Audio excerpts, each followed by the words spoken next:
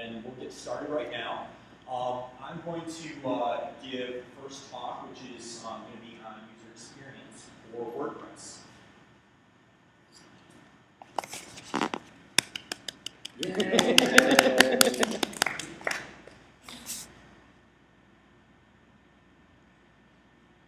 Okay, so the reason why I wanted to give this talk is it's been a big part of my process personally, as I've been a WordPress web designer and developer, and just kind of becoming, just kind of getting to the place where I am now, where I have a lot of small business clients. And there's this world of user experience design that's growing. So I've found that researching the area of user experience design and incorporating these ideas and concepts into my work has really helped me. So basically what this is a way for me to kind of distill some of those concepts and ideas into a presentation that can help other people that are similar to me, have a small business.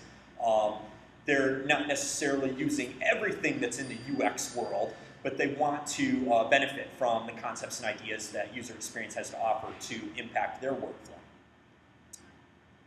So I am Greg Douglas, for those of you that do not know who I am.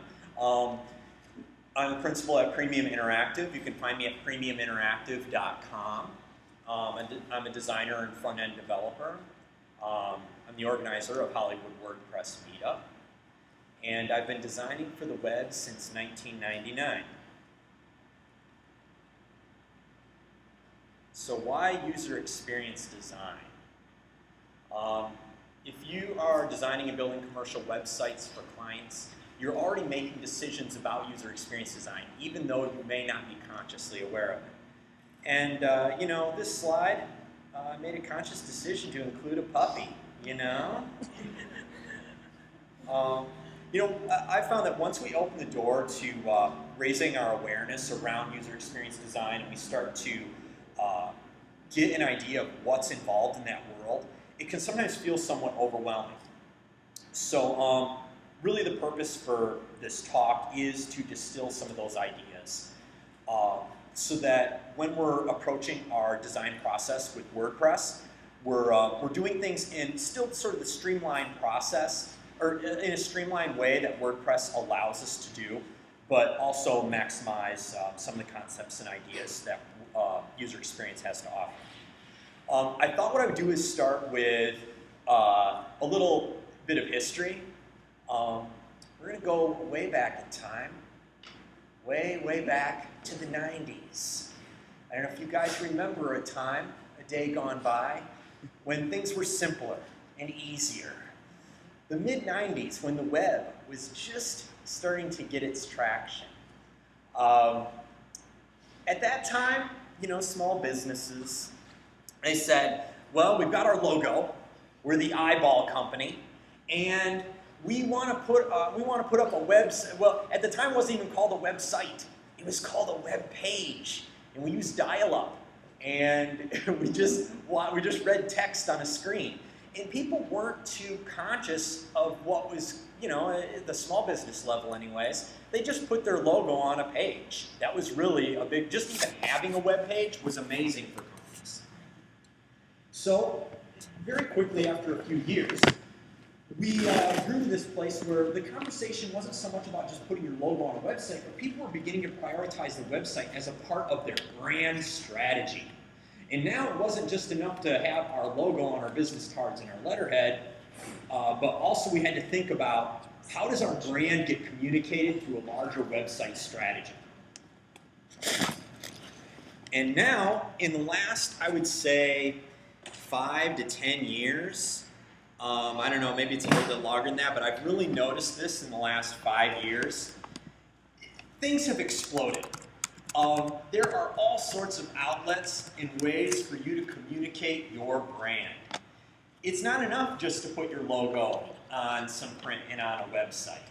Now we have multiple devices, multiple systems that people are engaging and interacting with your brand, or a brand that you are designing something for. Yes, even satellite dishes. If you're a company and you make satellites, if an astronaut's in outer space, you want him to know, him or her to know who made the satellite dish. You need your logo on that satellite dish. Okay, anyways.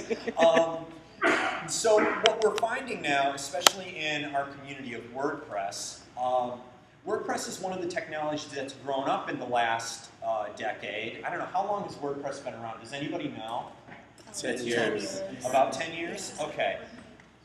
When they started it 10 years ago, they didn't know that people were going to be having whole theme companies, right? I mean, maybe they did, but I doubt they had that kind of vision, you know?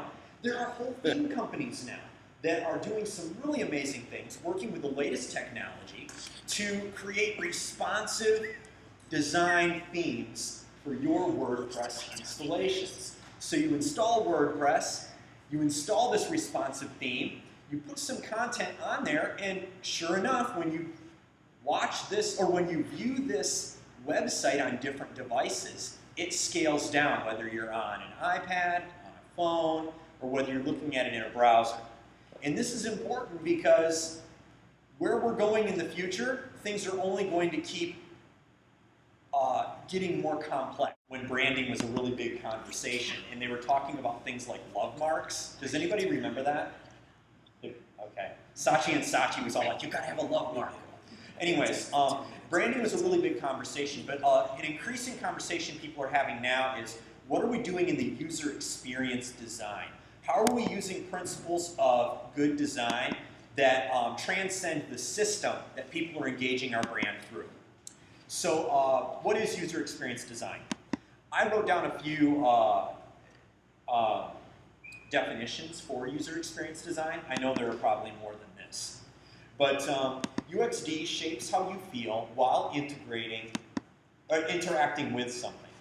It is shaped by the look, language, and feedback of a system across platforms.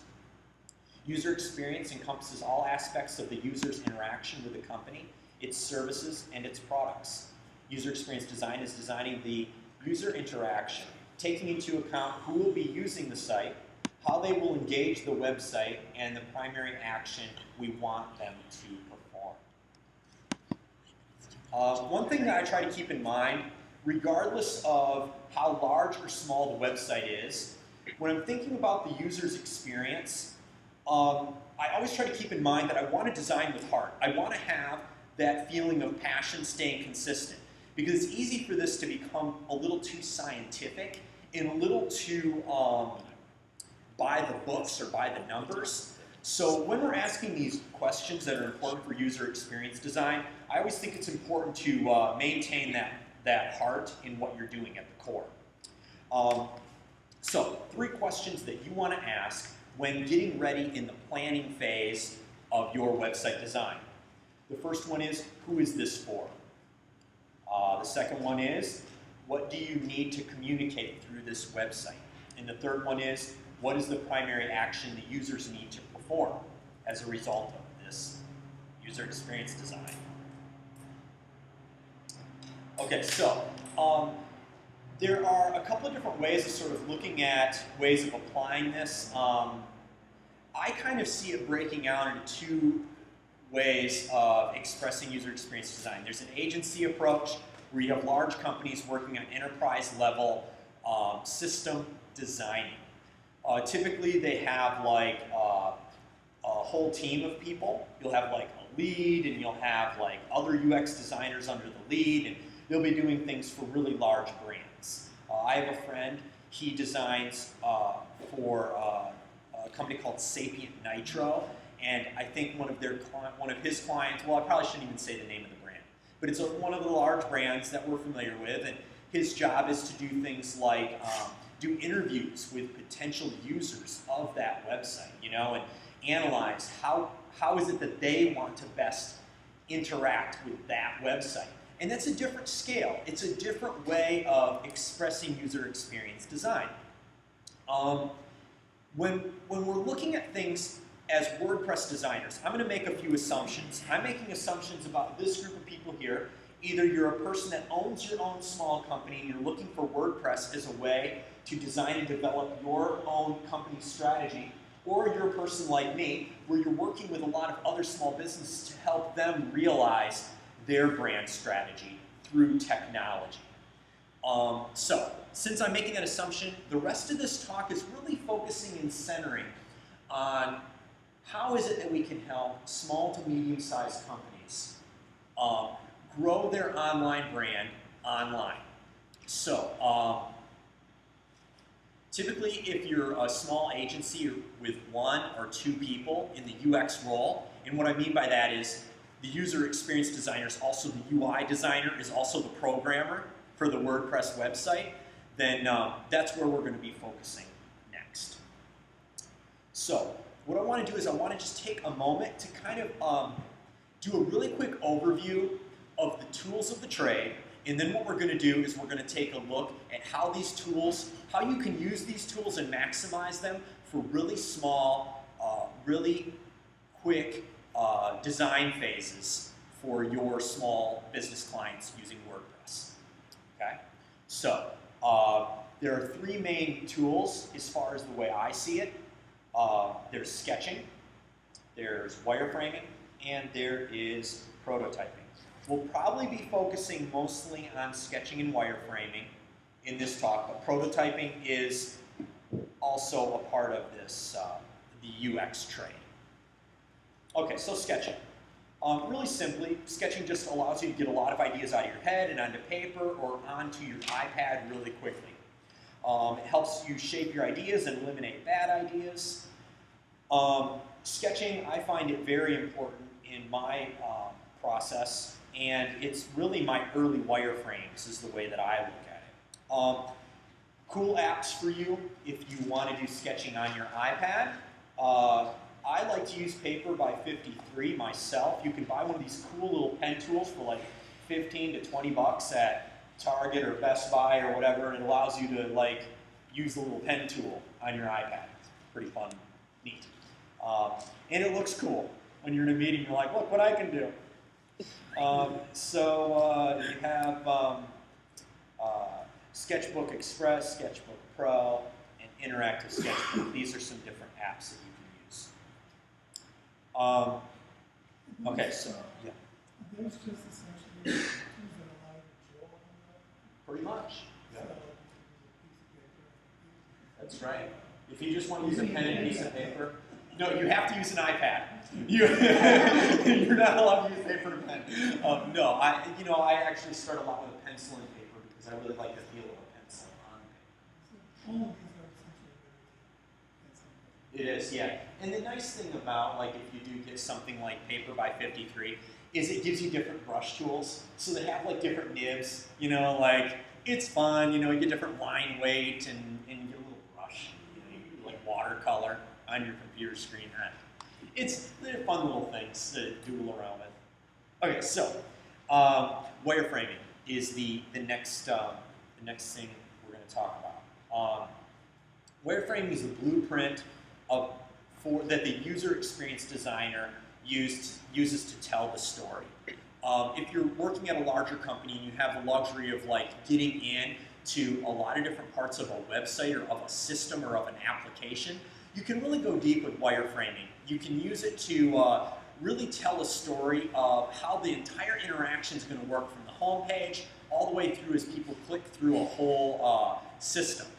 Also, as well as doing wireframing, in this phase, you can also do site maps. And this is really good because it allows you to get some ideas down in whether it's using OmniGraffle, Balsamic, even just using Illustrator if you already have the CS suite.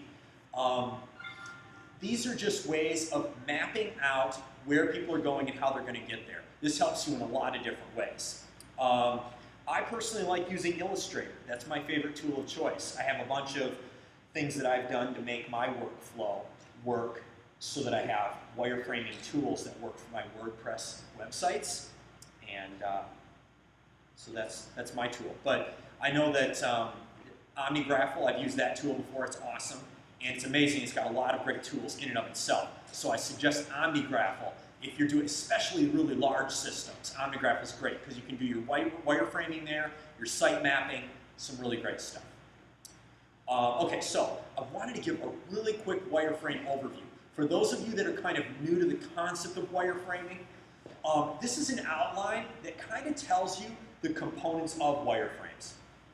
So when doing wireframe, the wireframe is a part of the user experience designer's deck. Okay, so the deck is a deliverable the user experience designer delivers to the client or the potential client in selling the solution, whether it's a system, application, or website. We have a site map, application map. The process or the user flow is a part of this wireframing process. Common components would include a title page, annotations that might go to the side of the wireframe itself, telling you what's happening on the page, the logo, the buttons, the links, navigation, showing different states, like an error state or the login screen or multiple login states if you have different levels for login, authorization. So that is my really basic, really quick wireframe overview. Is there any questions up to this point in time that anybody has? Because I feel like I'm going kind of fast right now, so I just want to take just a quick moment. I'm not supposed to question, but I think it might be to talk about how wireframe is different. Because I'm looking at that, it looks a lot like Apple's. It's not something. Okay, cool, thank you. That's actually coming right after. Yep, it's coming right after a couple of screens. Does anybody else have a question right in this moment? Yes. You mentioned that your slides are up on the website, but I can't see them. Oh, you know what? My slides are actually not on the website yet. They're going to be after tonight. So I basically was doing this till the 11th hour right before I came over today. So the thing I'll say is, well, I'll come back to it. Does there anybody else has a question for this moment, based on what I've already talked about? Okay. Then I'm, yeah. Those are three things that I look at to them that seems important. Who is this for? What do you need to communicate? I don't know what the third one was. Who is this for? What do you need to communicate through the website or application? What is the primary action the users need to perform? Thank you. All right. So I'm going to keep going. Prototyping. I think it's important to talk about this, but I'm not going to spend a lot of time, as I said. It prepares your functional models for displaying your intended interaction. So it's basically a clickable wireframe. That's a way to think about this. You can actually use WordPress by just installing it, and if you have a theme you plan on building and it's just like a black and white stripped down theme, you might be able to just focus on the one interaction that you want to communicate to your client even before you've built the whole entire website or applied a look or color scheme and all that good stuff. Also, you can use some online tools. One's called Mockup Builder. Another one's called Axure. I think Axure's awesome.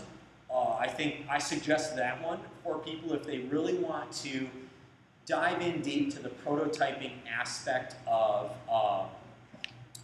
doing your user experience design. Now, what I will say is when you're doing mostly small business website design, user experience design, for your WordPress solutions, you're probably not even going to need the prototyping phase because you're going to be moving pretty quickly. And most of the time you can capture most of your ideas through sketching, wireframing, and maybe a vision board. I'll sometimes use a vision board. So yeah, I'll say that. UX in your WordPress process. So this is where we're going to just kind of take a turn. This is where we actually get into the nuts and bolts of how I like to personally use UX principles in my WordPress process. And we're going to break it down into two parts. One is user experience design for small budget websites and UX for larger budget websites. Okay, so UX for a small budget. You select a theme. this is what I suggest for when you have a smaller budget and you still want to keep a really cool design, the part of your design of the discover phase, that time when you're talking to the client on the phone, you're trying to extrapolate the ideas that you, yes? Can you explain a little bit what you mean by comps? Yes, I can. Now, wait, the question is, oh yeah, okay, so comps in this case would refer to the actual visual design, whether it be in Photoshop or another visual design program, where you lay out the actual look, the skin of the website. Okay, so you see how I find the look. Yes, but it would be flat. Typically, you'll send it to the client in a PNG or a JPEG format so they can see what your intended visual solution is.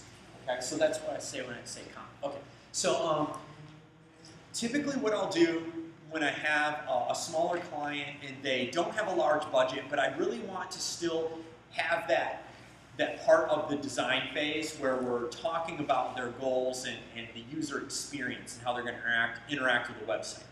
I'll select a theme, something that is compatible with the native structure of what my goal is for the website.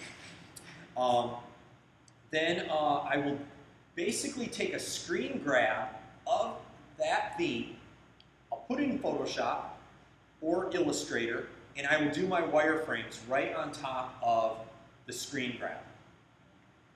A lot of times I'll do my UI designs with that same screen grab and just build up my layers right in Photoshop on top of the screen grab. And I'll show you a few examples of that in a moment. So I'll create, okay, basically I just, this is an example. This is Pixel Press by WooThemes. If you go to woothemes.com, I'm a WooThemes affiliate worker, so I'm going to be a little bit biased, but I like WooThemes. I like designing with their basic structure and then kind of working my way from there. But what you'll see here is with the Pixel Press theme, it kind of comes pre-packaged in sort of a generic manner. It doesn't have any specific content in it, and when you're speaking with a client, typically they have a lot of specific ideas of what they want to do for their homepage and some of their internal pages. So you want to take all of their ideas and concepts into account. You want to find a theme that matches best what you want to do for that client's unique requirements, and then you want to do your your wireframes and your UI design, including all their ideas. You know, so what you'll see here is I have a hero slider that incorporates their biggest ideas, and then down below I did things for their services, their case studies, and they wanted a free consultation included, so we had a form there. And then we just kind of arranged the content down below to take advantage of the theme and make our development process go faster, but at the same time keeping that design phase and showing them what we want to do through the wireframe before we actually commit to the UI design. This saves time. Here's another example. Took Canvas by WooThemes, and that became this website here. And you can kind of see how, once again, I used that slider area, and then I just incorporated a footer area that had their most important priorities for that client. Okay, so user experience design for a larger budget. When you have a larger budget and you're able to communicate to the client the need for a larger UX or a larger design phase in the beginning, and they actually value it as you do, then you're able to really explore a few more things here. We're not just looking at the home page and one sub-page for designing. You know, that's typically what we'll do for smaller budget clients. We'll have the home page where we'll plan that out, and then we'll plan one sub-page, and basically all the rest of the content across the site flows into that second page. When you have a larger budget, you're able to look at things like the PHP template pages. You know, you can actually say, is the portfolio, do I want to do something specific with a portfolio? You know, do I want to get into customizing things at that level? Okay, so you may have unique sub-page design you want to get into. This also allows, if you're doing something like a buddy press and you have like, for those of you that don't know, if you want to do like a social network on your larger website, you can design the profile pages, the forum pages with custom wireframes and UI.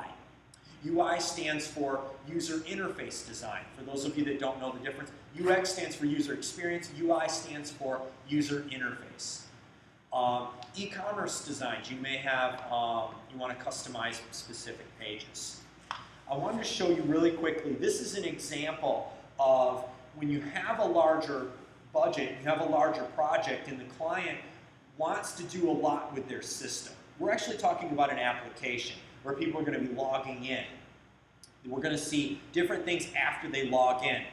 What are they going to do if you have like different tiered ongoing payment involved in the website, you know? So in this case, you know, it's really hard to see here. Basically, it's the drawings before we do the wireframing. Okay, that's as much as I'll say there. This is a really simple wireframe for the home page with the annotation to the left. There's lots of different ways to do annotation. This is the way I chose to do it for this client, maximizing WordPress, okay? You know, annotation can go really deep, and when you have really large websites with really big systems, it may not be this kind of rudimentary and simple, 1, 2, 3, 4, 5. You know, this is really straightforward. Here we have a wireframe storyboard, you know, kind of taking people down one path within this website. So step 1 would be they log in. Step 2 would be they see the My Food log section and their activity that they had once they logged in. And then from there, step 3, they would be able to choose their different foods that go into this food log, and then they have the food search, which is step 4. And I know it was really difficult to see on the screen. I will put my slides on like a slide deck, or share slide, or a share deck slide, or a .com slide share. So this is just like the UI that would be the result of the user experience design through the wireframe. Okay, so I basically just included this just to show you where all that's going, but ultimately, if you're doing that user experience phase before you're doing the UI design, where you're putting time, focus, and attention into the wireframing and potentially prototyping, then it helps you come up with a stronger, more solid solution when you get to that UI part of your phase. So in closing, what I'd like to encourage you guys to do is use these principles and ideas to keep your projects organized. Also, you know, when we start looking at user experience design, it is easy to get overwhelmed by all the different complexity of it, but try to keep a cool, calm demeanor as you're approaching it. Really, you know, just kind of take a deep breath at the beginning, focus on one step at a time. It really is, when we talk about technology design, when we talk about programming, we're talking about just looking at the next step in front of you. Because if you look at the whole project, sometimes you can just like freak at the largeness of the scope. You know, and you're just like, I don't even want to get started to begin with. And just get me through this process as fast as possible. Just get me to where the website's built. Can't we just have it done already? So that can really become a temptation for yourself. So taking a little extra time gives you some clarity, you know? Allow yourself to bring your attention into the present moment. This will, you know, basically save you more rework later. Hopefully, if you're having these conversations with your client at the beginning, then you're not going to have a lot of those 11th hour, you know, changes where you got to redesign the site based on you didn't have some of those conversations at the beginning. You know, and the client said, no, that's not what I wanted at all. Most likely, the UX you will use will differ from project by project, but it will rely on an amalgamation of knowledge, experience, research, and intuition. And you're going to get better at this each time you do it. So I just want to say thank you to you all for coming out tonight. And next, I'm going to be turning it over to my friend Shredder.